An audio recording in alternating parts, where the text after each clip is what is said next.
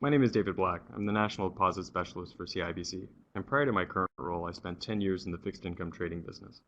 As some of you might know, CIBC is proud to partner with LAS and MFOA in providing the backbone behind the One Investment Program's High Interest Savings Account, or HISA program.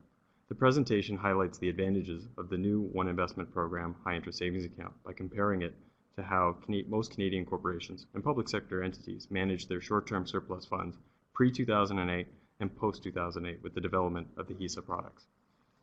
Prior to the financial crisis, almost all Canadian corporates and large public sector entities invested their short-term surplus funds in the money market, either directly through trading desks, buying bankers' acceptances, BAs, or selling them T-bills or other money market products. To successfully use the money market to invest your surplus funds requires a lot from the investor. Time buying and selling the BAs each morning, settling trades in the afternoon, and preparing reporting. A lot of planning to manage liquidity, matching maturities with projected cash outflows, and forecasting inflows and outflows. And a lot of time forecasting to manage risks associated with various money market instruments. One of the risks that's often overlooked is interest rate risk. The concept of interest rate risk is probably best explained with an example. If we assume this investor has enough money in these 3 BAs to cover their 3-month outflows and has a bit of extra money, they may try to invest over the longer term.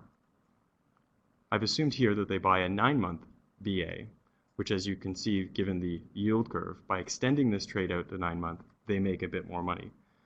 The first 3 BAs pay approximately 60 basis points. The 9-month BA pays 90, so you pick up 30 basis points on this extension.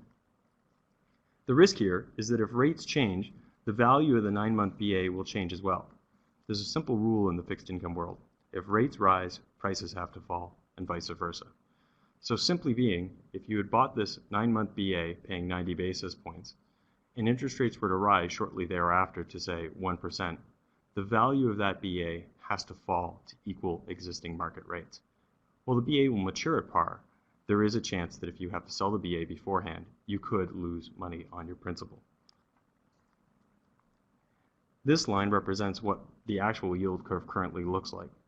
After 2 Bank of Canada rate cuts, the market's not too sure what is going to happen next, and therefore is pricing in little to any expectation of higher rates in the future. So therefore, extending terms currently doesn't pay you much at all. As you can see, investing money in the money market requires a lot from the investor, as I said, from time, planning, and forecasting, but also assumes you have to take on additional risk to earn a little bit more money. So the question, I guess, is who benefits from this type of market? Well, mainly big FIs. The liquidity of the money market, the high demand for short-term BAs, offers great amount of flexibility and relatively low yields for funding. If a bank needs to raise funds, they simply need to issue BAs that day. If they don't need to raise funds, they don't issue that day and just pay off all maturing BAs. This type of flexibility and low yield made it an ideal place for banks and major financial institutions to raise money. So I said at the beginning, the majority of funds were invested in the money market. So what changed? The 2008 financial crisis changed many things, and in fact, changed the money market fundamentally. The crisis was in fact initially a liquidity crisis, and all the FIs who would be issuers in this market for funding found that during the crisis, buyers of BAs dried up, and therefore the funding source that they depended on was unavailable to them. Banks basically learned a lesson that was well known in the money market. There's an old saying that says, liquidity is like air. You don't realize you need it until it's not there. The lack of buyers for BAs and other short-term funding securities forced banks all over the globe to turn to central banks and governments for help. This experience of 2008 taught many lessons and resulted in a lot of new regulations. The first lesson everyone learned was that banks were over-reliant on market funding and had to find a more stable source of funding.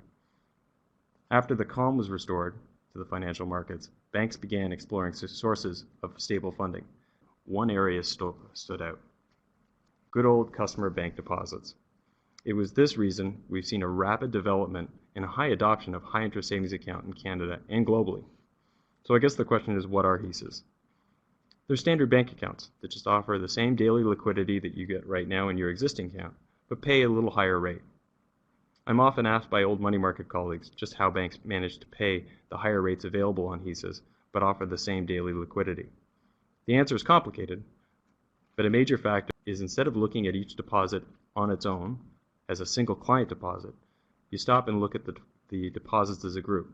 The portfolio effect of grouping the deposits results in some stable, dependable core balances on the books. The idea being the top line might move with clients adding and subtracting from their deposits, but there naturally develops a stable core balance that banks can lend on. Banks can then invest this stable amount into longer-term investments, both internally and externally, and we theoretically assume the interest rate risk similar to what we've talked about in my example about a booking 9 BA. And we share the enhanced yield with the depositor. The one investment program, the yellow box, pays between 1% and 1.10 as mentioned, and you can see that T-bills, BAs, and commercial paper don't pay anywhere close to that amount. In fact, the yields available to one investment program investors not only compare favorably to money market securities, but to short-term bonds as well. This red curve is the yield curve of Canadian bank bonds with maturities 3 months out to 5.5 years. These are Canadian bank deposit notes, which are senior unsecured obligations of banks and are similar in credit ranking to the standard deposit you or I would have in our bank accounts today. If I overlay this yellow box, it represents the yield currently available in the one investment program. As mentioned previously, the rates available in the one investment programs are dependent on the collective monthly average balance on all deposits on the program. As you can see, the 3 tiers listed here break down the average balance that needs to be acquired. The applicable rate is determined based on the average monthly balance. For example, if the average monthly balance of the program were 110 million, then all deposits would receive interest of prime minus 165, or currently 105. Math being prime right now is 270 minus 165 equals 105. This means that the entire balance in the accounts, all of the accounts, will earn this 105 rate. It's not tiered on lower dollars. It is whatever the rate is paid to on all the dollars that are available. So going back to the curve, comparing the yields available under the one investment programs, we can see that the program offers rates currently similar to rates available on the 1-year Canadian bond. Clients are receiving a rate comparable to what is a 1-year Canadian bond equivalent, but still getting the daily liquidity that's available and all the flexibility that comes with this program. Once again, without the interest rate risk associated with owning a 1-year fixed income rate bond in the event that yields were to rise. While the returns available under the one investment program are compelling, in my opinion, the program's most attractive features are full liquidity, simply notifying the program of a withdrawal or a deposit, and the administrators of the program will debit or credit your existing bank accounts for the deposit or withdrawal. Another advantage is the safety of principal and interest. Your funds are held by a Big 5 Canadian bank and are as safe as your funds currently invested in your existing bank account.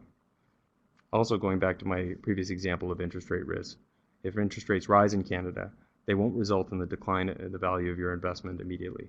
In fact, given the program's rates are based on prime, a rate increase will simply result in an increase in the amount you earn on your deposit.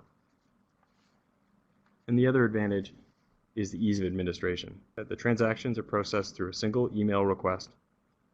No more worrying about matching maturities with outflows. All the activity is summarized for you via the One Investment Program client portal, and you don't need a crystal ball to know when to extend term to earn a little bit more of interest.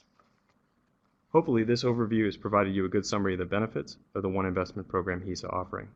If you have any questions regarding the program, please reach out to LAS or MFOA. I'm sure they can be of assistance. Thanks for watching.